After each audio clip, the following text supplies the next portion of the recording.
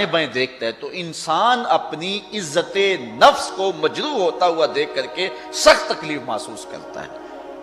تو اس حوالے کے ساتھ جو ہے بالخصوص جو تبلیغ کرنے والے ہیں ان کو اس بات کا اہتمام اور التزام کرنا چاہیے کہ جو لوگ سننے آئے ہیں، جو لوگ بات سمجھنے آئے ہیں، ان کی تذلیل نہ کریں۔ اگر کسی کو نیند کا جھٹکا آ گیا ہے تو کسی اچھے طریقے سے اس کو بیدار کیا جا سکتا ہے، نہ کہ پورے مجمع میں اس پر انگلی اٹھا کے اس کو مشخص کر کے اس کو رسوا کر دیا جائے۔ کس کو ضروری کام کے لیے جانا پڑ گیا ہے تو اس کی تذلیل کر دی جائے، یہ اللہ کے رسول کا قطعاً طریقہ نہیں تھا۔ آقا کریم علیہ السلام محبت کا درس دینے آئے تھے، اور یہ عموماً ہماری مساجد کے اندر بھی رواج ہے۔ بعض کا ایسا ہوتا ہے کہ بندہ جو ہے وہ مساجد میں آ کر کے گھبرا جاتا ہے کہ میں کہاں آ گیا ہوں۔ آج کل ایک مصیبت ہے کہ موبائل کو اگر آپ کھول لیں تو وہ بند کرنا یاد نہیں رہتا، اور اگر بند کر لے تو اس کو کھولنا یاد نہیں رہتا۔ ہر بندے کی کوشش تو یہی ہوتی ہے کہ وہ نماز میں کھڑا ہونے لگا ہے تو موبائل بند کر لے، لیکن کبھی ایسا بھی ہو جاتا ہے کہ وہ بند نہیں کر پاتا، تو بعض کا تو حالت نماز میں بیل آ جاتی ہے، اور جس کے موبائل پہ بیل آ رہی ہوتی ہے وہ سخت پریشان ہوتا ہے اور عجیب اس کے لیے حالت ہوتی ہے۔ لیکن جب سلام پھرتا ہے تو سارے نمازی جس طرح اس کی طرف دیکھتے ہیں اور اس کو جس طرح وہ کوستے ہیں، اور دو چار آدمی بول پڑتے اور اس انداز سے اس کی تذلیل کرتے ہیں کہ وہ سوچتا ہے کہ اگر زمین میں جذب ہونے کا موقع ملے تو میں جذب بھی ہو جاؤں، میں اس بھری بزم کے اندر رسوا ہو رہا ہوں، حالانکہ اسے پتا ہے کہ یہ ایک غلطی ہو گئی ہے اور سستی کی وجہ سے ایسا ہوا ہے، قصداً اس نے ایسا نہیں کیا۔ اللہ کے محبوب کا قطعاً یہ طریقہ نہیں۔ آقا کریم تشریف لائے تو مسجد نبوی کے اندر ایک بدو، ایک دیہاتی جو آداب نہیں جانتا تھا، وہ مسجد کے صحن کے اندر پیشاب کرنے کے لیے بیٹھ گیا۔ صحابہ اس کی طرف دوڑے تو آقا کریم نے فرمایا رک جاؤ،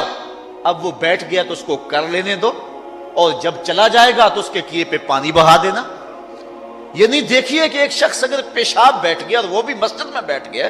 تو آقا کریم نے فرمایا کہ داہو، چھوڑ دو اسے، کچھ نہ کہو اس کو، اب بیٹھ گیا تو اس کو کر لینے دو۔ اور ہمارا حال یہ ہے کہ ہمارے موبائل پہ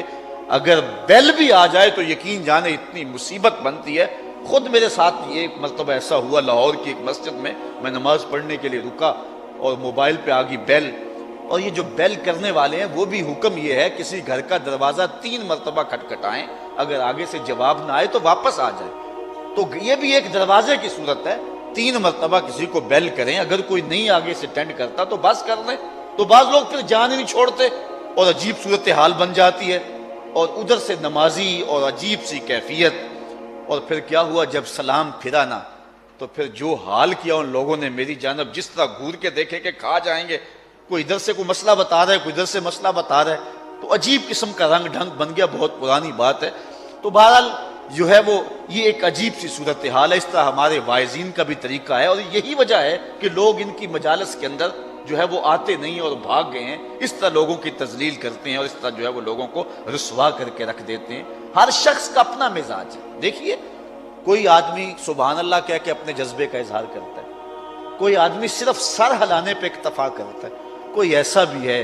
کہ جو بات کو سوچتا ہے اور اندر اندر جو ہے وہ اس بات کو اتارنے کی کوشش کر رہا ہے، اور کوئی ایسا بھی ہے جو آنسو بہا کے داد دیتا ہے،